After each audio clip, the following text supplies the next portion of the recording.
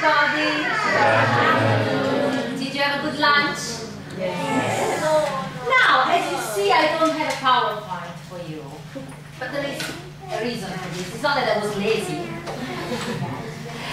It's because I teach music. I think that when we talk about music, we should use our ears much more than our eyes. And I think that nowadays we are a very visual society.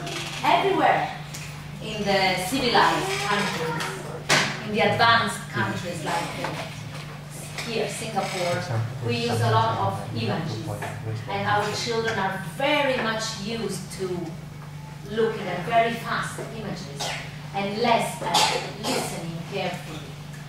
So that's why I thought if I give a talk about how to create a good environment for learning and for music, I shouldn't use a PowerPoint, because the main point is how to teach our children to listen and enjoy it.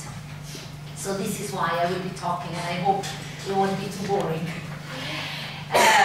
So the main point here, and I talk, of course, from the point of view of an Italian person who has lived in different parts of the world, like the States.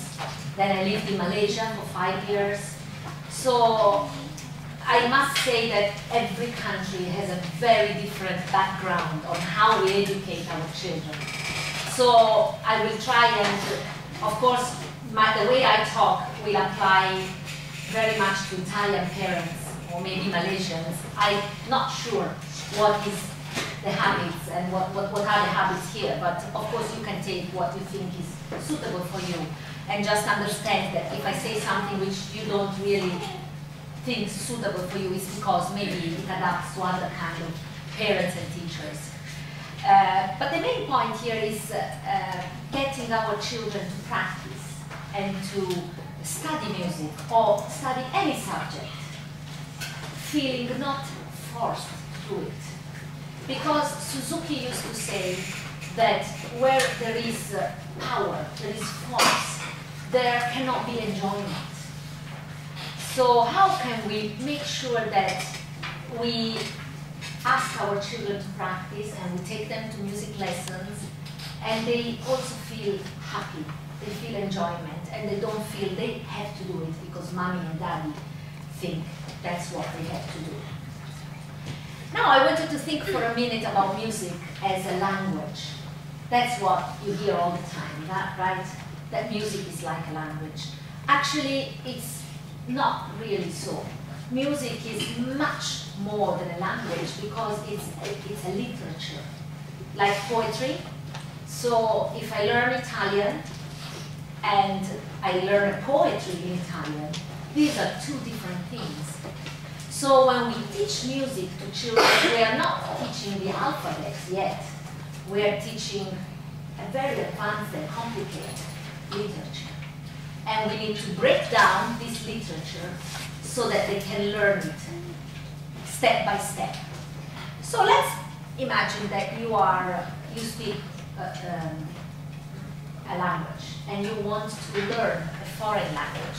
What are the reasons why you want to do that? Any idea? Why would you learn a foreign language? Interest. So you become passionate about it. Maybe you want to learn Italian because you want to understand how to cook Italian food and read the recipes in Italian. You have an interest. Or you live in a country that speaks that language, and say you go to live in Germany. Most people only speak German, so you need to learn German. It's a need to communicate. And if you apply this to music, many times we don't try and develop this interest first in the children. We just take them to lessons without having them exposed to the language. So I think if you follow the steps that you follow when you want to learn a language, step number 1, and write it big, is creating a motivation, an interest, or a need. In a musical family, often children grow up like they need to do that, because that's what their parents do all day. They just play. So if you know a family of an orchestra player where mother and husband play in an orchestra, very often the children will play with no problems, because that's all they have seen since birth. So the first step is to create this interest. The second step is continuously exposing the children to this source of interest. So listen to this music most of the time. When I went to live in Malaysia, I had this idea that I wanted my son to learn Chinese, because I knew that that's the future. And I thought, if you can speak Chinese, you can work anywhere and the economy will be there. And so I thought once a week was like, yes, yeah, I bought the flashcards, and then they told me, no way, you can't learn Chinese that way, you have to be exposed to it every day. Otherwise it's a waste of time. So I thought, wow, that's true, that's like music, isn't it? So what's the point in taking the children to music class once a week and then not practicing constantly at home? You can't learn, there's no shortcut. You have to do, and you have to listen to it every day. Now, how do we call this way of practicing? It's called deep practice. Deep practice means repetition, means a lot of repetition, and needs mistakes. Have you ever heard somebody try to speak a language like me, and it's very slow and careful because it's very afraid of doing mistakes? Then can never talk. Whether a person, I don't care if I do some mistakes, maybe I don't put the S, but I still communicate. So doing mistakes is good, because when you do mistakes, the other person maybe doesn't understand you. So you know you have to speak better. So we have to accept that mistakes are good. And we need excellent teachers. So we might want to know what are the aspects of an excellent teacher. Now, a very good master at coaching, at teaching, is very good at doing what he does. He must be a very good player in this case, or must be a mother tongue teacher. No point in sending somebody to learn a language to somebody whose language is not the mother language. We need to expose to the best quality. He's very, very perceptive. If you know your teacher is good, the teacher will know straight away where the weak part is. He will be very fast in detecting where to correct the mistakes, and will give a lot of detailed information of how to fix that mistake, and will be very honest about these mistakes. He won't be in a positive way, but he will tell you, we have to fix this and this. You go home, you fix it, you come back. If there's no correction, there cannot be any learning. So we need to create an environment where mistakes are not condemned, they're good. We need mistakes, but we need to address mistakes in a positive way, so that the child or the person who's learning the language doesn't feel, oh, I can't do it. Feels, okay, I did it, I can do better. So a positive encouragement. Otherwise the person will close, won't speak the language. Finally, after a lot of mistakes and trials and practice, comes the possibility to speak and to finally enjoy. Maybe I can read a recipe in Italian, maybe I can have a little conversation in Chinese, or maybe I can play Twinkle, Twinkle, Little Star without stopping. And that's a great achievement. Now, if you think about it, parents, we often skip the first two steps. We take our son or daughter straight away from lessons and say, learn, go practice. What is missing? The creation of the motivation. We don't expose them enough and long enough to this motivation to create the desire. And we tell them, practice, no mistakes. must be perfect. So we're missing the fundamentals and stepping straight away into just do it. And this is why it becomes sometimes really hard, especially for boys. I find that it becomes a little bit of a struggle to get them to do something because they don't understand why. Why do I have to do that? So I think the first step is, do you agree with that? Yes. Is there any question about that? You can, every now and then I take breath. If you have any question, you can ask. Would you suggest some creative ways or motivation ideas, or yes? How would you speak to your son or daughter? Exactly. Yes. Now we're going a little bit deeper into this, and remind me at the end. I have a handout. I have a list of recordings and books that you can read. Remind me because it's there. Otherwise, I forget. So when you go away today, you will have a list of recordings, or it's only ideas, but it can help you. Now, how do we, let's start from developing this passion. And I want to ask you another question. We compared music to language, but let's compare it to another thing. Is there, in Malaysia, for example, many men go and play golf as a leisure activity? I don't know in Singapore. Golf is quite popular. And I know that women go to the gym, or maybe they have a tennis passion, or they learn cooking. So in Singapore, what's a leisure activity very popular with men? Something that they like doing in their leisure time. What is that? Okay. All right. Okay. Okay, but I need something more sporty or something. Otherwise, I can't make the comparison. But anyway, whatever it is, what's the first thing we can say about this leisure activity? What do you do to dedicate time to this activity? First thing, let's say it's golfing or tennis, right? So the first thing you do is look for other people who do the same activity. You need friends. You can't go golfing or playing tennis by yourself, or to the pub by yourself, right? You need friends. So you look for friends. You look for good quality. So you look for nice sport gear, or a quality, coach, somebody who can help you to learn.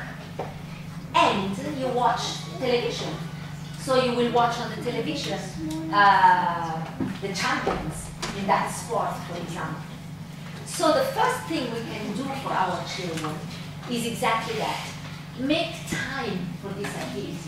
So set a time every day when there is that activity. If it's the same time every day, it's much easier for everybody. If they're very busy and you can't do that, then at least make a plan, make a schedule during the week that on those days, it's music days. If they're very little, tiny, it can be only listening, but it has to be the music activity in the day. And then you need to provide them with good models, with inspiring examples. You need the champion, the Tiger Woods of violin, or the, Steffi Graf of tennis, to inspire them. You can do that very easily going on YouTube, but choose the best you can. You can ask your teacher. There is a very interesting book that I really recommend you read. It's called The Talent Code. You will have it in the list I give you at the end. And it's written by a journalist called Daniel Coyle. Now, he went to the most famous hotbeds where the geniuses are bred, are formed. So he went for tennis, he went to Russia. For music, he went to America. For soccer, he went to Brazil and Korea for golfing. And he studied what happened there that made it possible for so many great players to become such. And he studied, and this book is really interesting because it tells you about it. And he found that, for example, in Korea, there was a girl who won a tournament, very famous, became very famous. And after that, a lot of golf players developed. And in Brazil, he found that the kids were playing outside. They were very poor, and they were playing with a very special ball, which is made of a stone. It's very hard, and it's very small, and you have to move it very fast. So they become very technically skilled at moving their feet super fast. And in Russia, this tennis player, teacher, was teaching tennis without the racket, just pretending the action. So he studied for example, in Italy, in the Renaissance period, you know, we have all these painters and sculptors. Why? He said, why all there and not in other places? Again, because there was, well, economy was very good, there was commerce, so circulation, of course economy helps all the time, money, but especially the children were sent to learn, since they were very little, they were sent out of the home to learn with a coach every single day. Michelangelo was cleaning the leftovers of a sculptor, I don't know if it's the right pronunciation, sorry, scultore in Italian. He was cleaning, sweeping the floor for him since he was 4 or 5 years old. So no wonder he learned, because he was exposed to the greatness since very little. So please, this is a very easy thing to do. You need to inspire. I started to play the violin because I watched television one day and there was a violinist. And I called my mom and I said, it's amazing. Can I do that? That's it. It was a sparkle which set a fire inside my heart, inside my head. But of course, it was well supported because I had a teacher in primary school who would teach us with classical music recordings on all day, all day. So it's not just one thing, but it can be really little. So for boys, for example, sometimes I show them violinists like Nigel Kennedy, or you know, this kind of punk violinist, or violinist, or I tell them stories like that famous violinist who stepped on his violin while going off stage and broke his belly violin. And there was another famous violinist who was so good and famous and rich that he could afford the Ferrari and the Stradivari. And one day he put the Stradivari inside the Ferrari and it was stolen. So he lost the Ferrari and the Stradivari, so be careful if you become very famous. And of course they found the violin, but not the Ferrari. The violin they found. So it's important to look for this creation of this part. And it's fun too, you have fun with them doing that. We also need to explain to our children who already perform. So this is especially for children who are starting. But those who already play and practice, that's the objective, that's the end. The big violinist, the Ferrari violinist, but also the road to get there is important. Because sometimes we keep nagging them. Come on, you have a concert. Come on, you have to do a big lesson. Come on, come on, come on. But it's so hard to get there. But that's life. And if in life you have a lot of faraway objectives, then maybe you'll be unhappy because if you don't reach there, and then what's the point? But it is the point, because the point is, yes, reaching there if you can, but also the whole road taking you there. And I give them the example of driving a car. If you drive very fast, then you don't see all the flowers and the trees and the jungle and all the nice things. So take time to this age, like these boys, lovely boys here, they can understand that yes, it is hard, but that's life. And we need to accept that there are small steps that lead us to that faraway objective called playing on a big stage. And we need to really praise every effort, because it is really hard to play the violin or the piano. It is really difficult for these children to make it happen. It is such a combination of skills that it would take another lecture to tell you how many skills are involved in playing the violin. So we need to make sure that they are really praised in every single step, and they enjoy every single step, mistakes included. Now, if children normally are exposed to such passion from the parents, such enthusiasm, which shouldn't become too exaggerated, I believe, because also sometimes it's too much and the children get overwhelmed. We must let them decide, because sometimes I find that if it's only the parents' passion, then where is the child? But of course, this is, maybe we go into a different way of thinking. I can't go too deep into this. But I like to see that the children are also free later to decide if they want to be a violinist or not. We need to make sure that we take care also of their own passion. But when music is only education, then no problem. Everybody. So I like to tell my children or my students, you don't have to become a professional violinist, but you still have to do a good job, because that's life. If you do this well, then one day you will do your, maybe, I don't know, your work well at work. You won't like everything your boss asks you to do, but you still have to do it the best you can. So if you can do this, that's fine. If you can enjoy it, even better. So you don't feel forced. So it's a life lesson that we are giving. In fact, Suzuki teachers, we like to call ourselves educators, because our point is not teaching the instrument, but is raising the children to be fine human beings, so that they can enjoy life and they can be good people in the world. Because you know that Suzuki developed the method after the World War, the Second World War, so Japan was destroyed.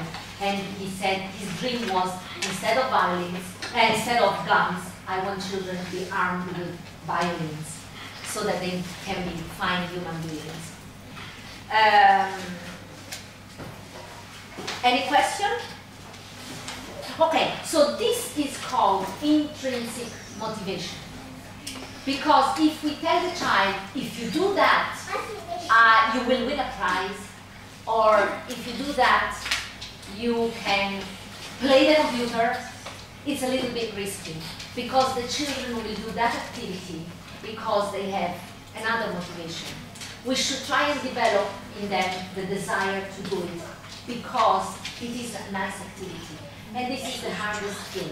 And careful, it's not something that you do once and then it's done.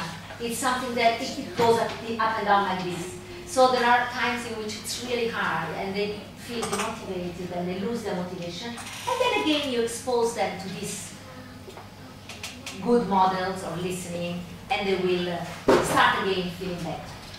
Now, can I ask you, because I have 3 different sections now to develop. One is pregnant women to babies until 3 years old, how to expose them to good music and what to do. Then I have primary school years, and then I have teenagers. So can you lift your hand if you are pregnant or have babies until 3 years old? Okay, 1, 2, 3, 4, 5. Can you lift your hand? 6. Can you lift your hand if you have primary school children? A little bit more. And lift your hand if you have secondary school children, teenagers. Okay, 1, 2, 3. Okay, so mostly it's primary school years. Okay, so let's go quickly through the babies. 3 to 6. 3 to 6. 3 to 6. Okay, so I'll go very quickly through the babies. And some of the babies' things apply to the primary school children as well. Now, as we said, put music into the environment as much as you can. Now, what kind of music? Number 1, it must be the best quality available. Even if you're buying a little toy to put on the cot, which spins around with lights and things and sounds, make sure it can be the best tuned possible. So don't go cheap on that. Save on other things, but spend money on the best quality you can. So when you go to the shop to buy a CD or in the internet, ask the shopkeeper or your teacher what is the best quality recordings, because that's important as well. And at home, if you can have the best quality speakers, or that's really important, because children are like sponges. Did you notice that if you phone a friend and the daughter asks the phone, the voice is a little bit similar sometimes? And do you find that some parents who have a little bit of a rough voice, also children have a little bit, okay, it can be genetic. It can be genetic. But I tell you, it's listening to that every day for hours and hours. They pick up every nuance, everything. So, as Suzuki said, smiling parents have smiling children. Now, don't feel guilty. You don't. I always feel guilty when it's like this, when I'm rocking. So, there is a lot of, yes, it's very difficult not to make parents feel guilty, but it's natural. I am a parent as well, so relax. But it is true that they pick up our voice as well. So, if we have a gentle voice, if we're very kind, we tend to have kind children. If you're very brisk, very, you know, how can I say, rough, then they tend also a little bit to pick it up naturally. And then, of course, they spend a lot of hours in school as well. So they pick up everything from the environment. They're sponges. So get the best quality. If they're babies, it has to be short, very short. Children have a very short span, concentration and attention span. And we cannot make it bigger or longer by forcing them to listen longer. This is why Suzuki said, when the child looks up, the lesson is over. Sometimes we cut the lesson short because we don't want to nag and force the children. We enlarge their concentration span by gradually getting longer pieces. So maybe 1 or 2 minutes left, like the music I was playing at the beginning, it was about 1 or 2 minutes. 1 minute, 53 seconds, 2 minutes is already very long. So for babies, it has to be short. And if you are pregnant, they advise that you listen to one piece of music every day, always the same every day, and that will be your favorite piece of music, possibly classical. And if you play that when the baby, you put the baby to sleep, or when the baby is cranky, it is really proven by scientific research that it will calm him down and he will recognize that tune when he's born. Because inside the womb, they can already recognize your voice and the music. In fact, brothers and sisters of children who already play have a big advantage because they have been listening to the Suzuki or to the whatever since birth. And you'll find that your second child learns a little bit faster maybe. Now, about the kind of music that you should listen, there are 2 different visions. One is the Suzuki world, which thinks that you should listen to very simple music, nursery rhymes, music in major key, so happy, and with very short verses and language going together with it, and constantly repeat and sing it to the child. Whether Gordon, G-O-R-D-O-N, Edwin Gordon is a very famous scientist, musician, who studied babies for 40 years, and he developed a music learning theory, which is very famous. He thought that as we expose children to any language, so we go to the baby and we go la la la, you know, we all have a little cuddly thing, but they also listen to parents talk to each other, they listen to grandma coming to the house, they listen to the radio, to the television, so they are exposed to all the language, not only the baby language. So he thinks, and he proved, right, that we should expose them to a big variety of music.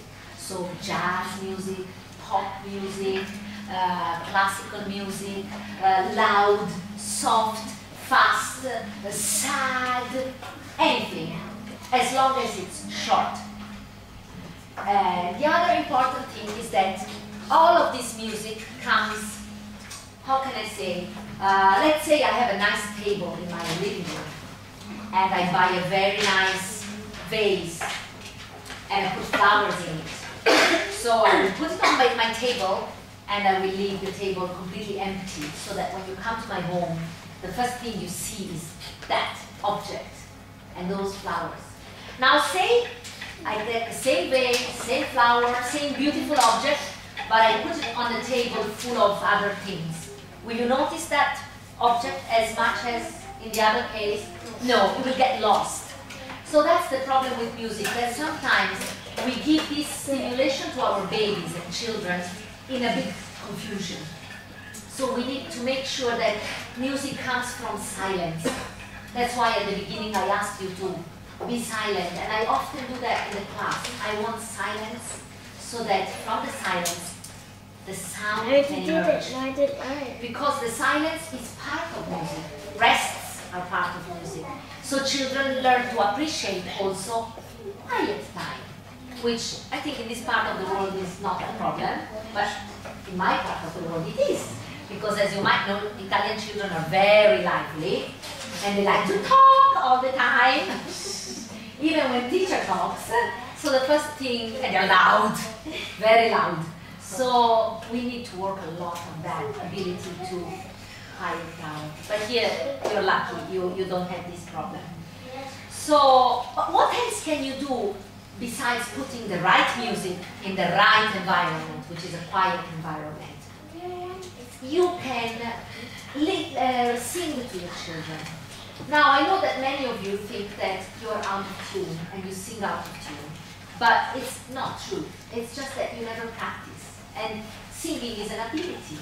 So if we're talking about singing nursery rhymes to babies, or the Suzuki songs, or the songs that your primary school children are playing, if you take only a few minutes every day to practice a little bit those songs. I don't know if the teachers give you lyrics. I do.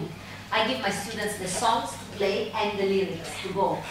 Now, if you take time, first of all, it will be very good for you, because it's proven that when you sing, you breathe, and it's good for your, I don't know the medical terms, maybe there are doctors here and I don't want to risk it, but it's proven that the breathing is connected with your feeling well system, parasympathetico, it's called in Italian. So you will feel better if you sing, so it's good for you. And you will improve gradually, and you can help your child to learn. So try and sing. If you have a baby, nursery rhymes. If you have a violin student or piano student, sing the songs they are playing. Try, because if they listen to another voice on a recording, it's not the same. This is why also another important activity to do with children is reading to them and with them. Nowadays, many parents buy, because we are busy, we work as well, both of us, so we buy recordings of stories, and they have these iPads, iPods, everything. It's not the same, because the expression and the visual expression and the way we tell stories to our children is totally different. It will be the best time they have in their life. If you can make time, it only takes a few minutes a day to read to them and read with them. And it will help them to speak and to read much better when they're older, because they will pick up your way of reading in the correct way. Another thing that you can do is move, dance with your children. So when you put on the Suzuki CD, for example, why not dancing a few songs? This way they connect music with a pleasant activity. Because imagine if I'm a little child and every time practice is repeat, repeat, come on, this nagging, how am I going to enjoy it? But if I know that in the end it is something I can dance, I can play for other people, I can record, then I want to do it because it's fun. We need to connect music to fun. But we are busy. We're busy because we work, we have a lot of things to do, and we forget about this point. But then it makes it harder. So let's do it. Let's connect music with a very pleasant activity.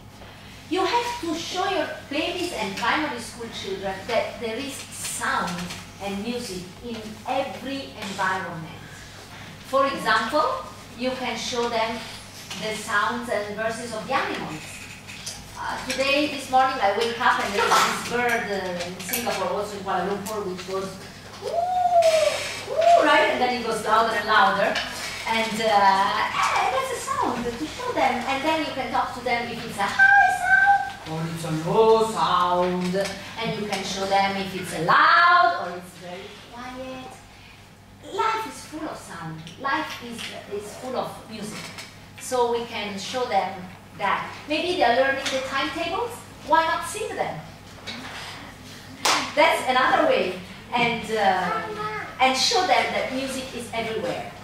And maybe if it's a baby, when you put the nappy on, or take off the nappy, or you do day activities, you can sing with them or for them.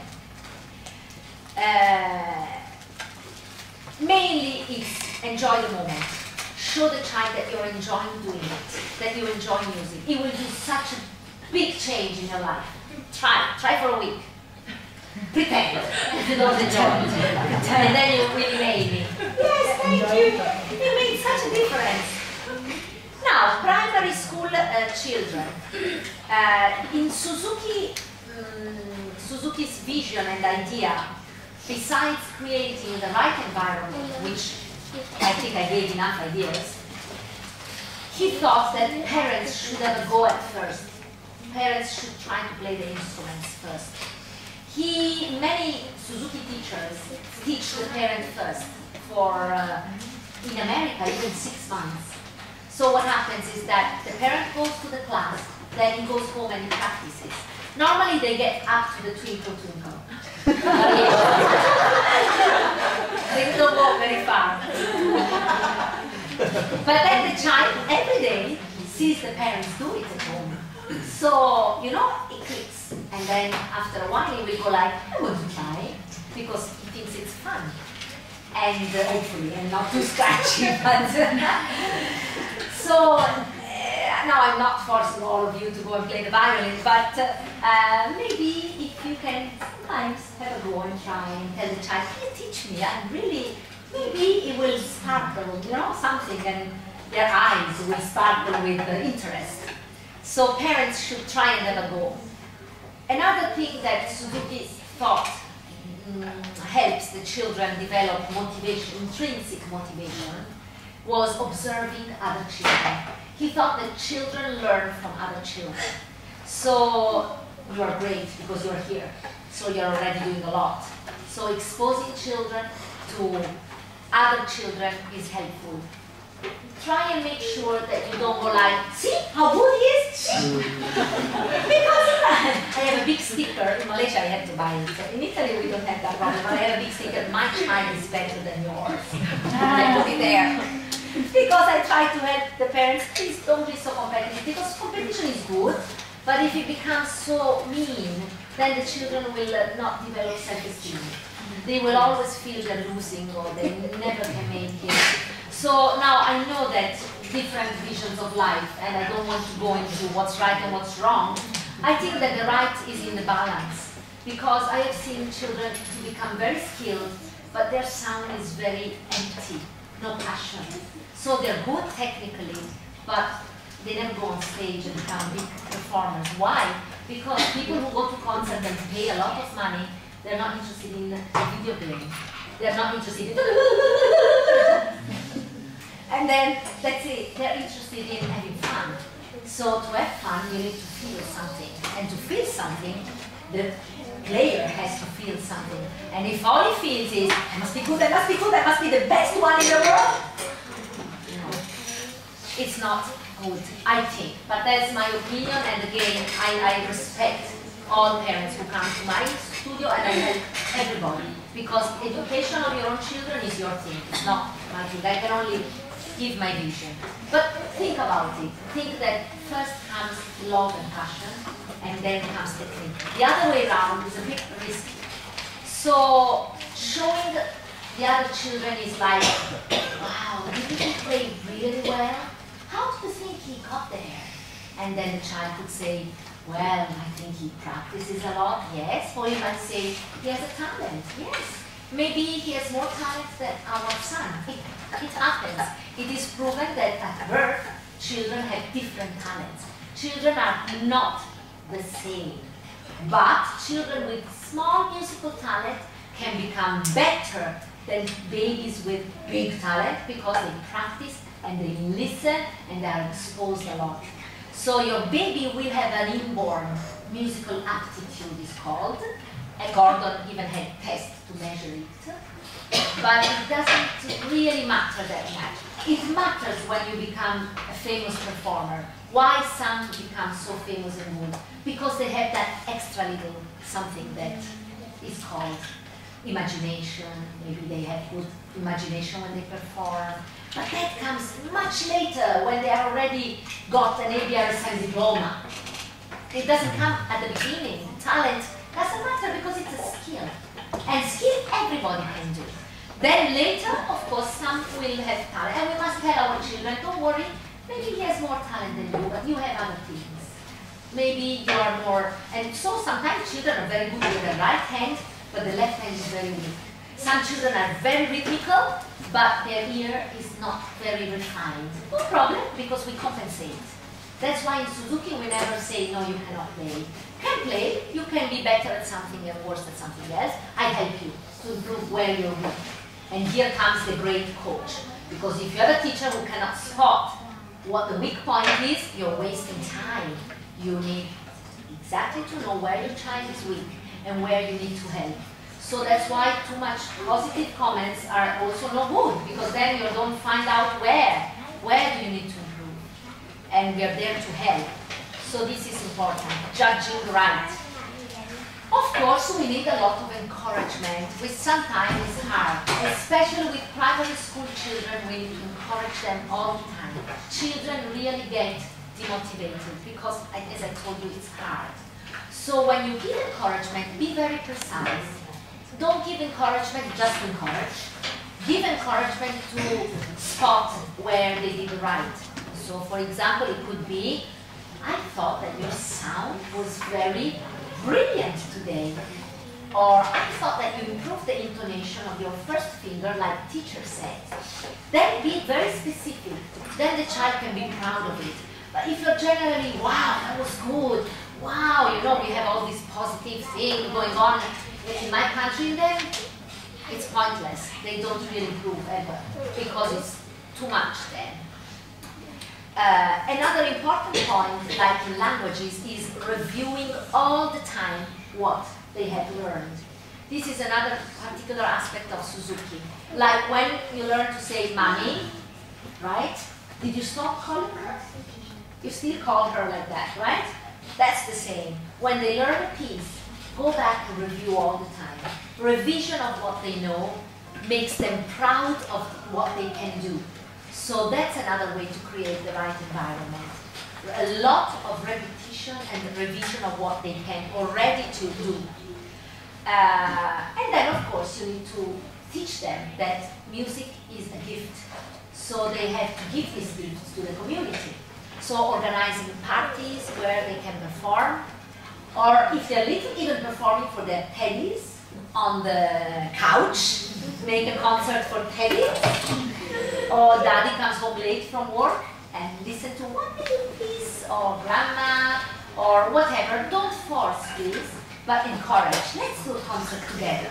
And maybe you can play a tambourine, or you can play something together with them.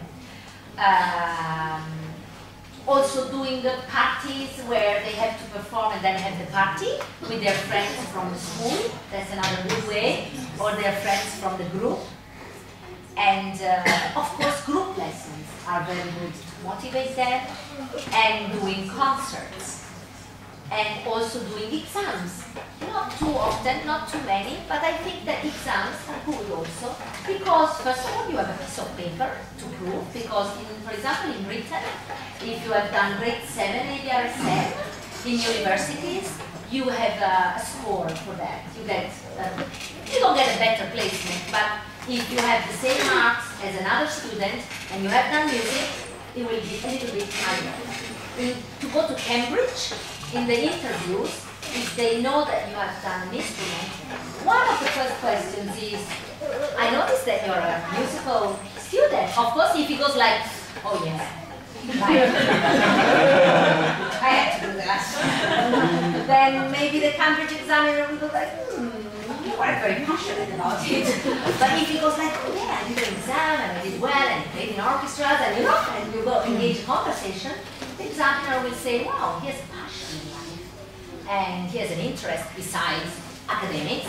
And he can talk about it with some, you know, happiness. So think about it, and when your teenager is a little bit demotivated, I use that a lot. I say, well, if you want to go to university, then, and headhunters, if you have in your CV that you have played an instrument to a certain standard, of course not just a little bit, it will be valuable.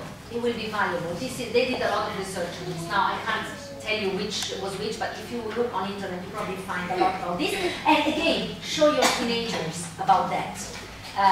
Like for everything, you know, even dangerous for teenagers, like going out or drinking too much. What I do, I print from internet. Okay, you want to do what you want, look at the effect of alcohol. And then at least you know, now go and do what you want.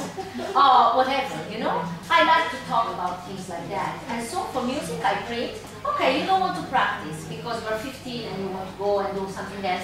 But a little bit every day, look, you can get a better job, you can get a better position in university, you can find a better girlfriend maybe, because you can play a romantic piece, or you can get a better husband, you know, anything. So we need to motivate them like that. Of course, workshops are very important as well, and going to teenagers now and closing this conversation. Time, yes, I saw that. For teenagers, a great thing you can do, and you have to be careful, is the choice of repertoire. Suzuki repertoire is great, it's fantastic, but it can be a little bit narrow for teenagers. They really need a little bit more. Sometimes they need a pop song or some, you know, we have to try and accommodate. And they get very interested by showing them about history of music, different styles to perform, not always the same. And very important, take them to, in Singapore you're very lucky because you have a good orchestra and you have the wealth to have good performance, I think, conductors, I'm not sure, I didn't check your Singapore concert schedule, but I think there is enough money in this country to get good players. So take them as much as you can to listen to concerts. Now, I think we have ended. Is there any question before I go? I think it's time to close.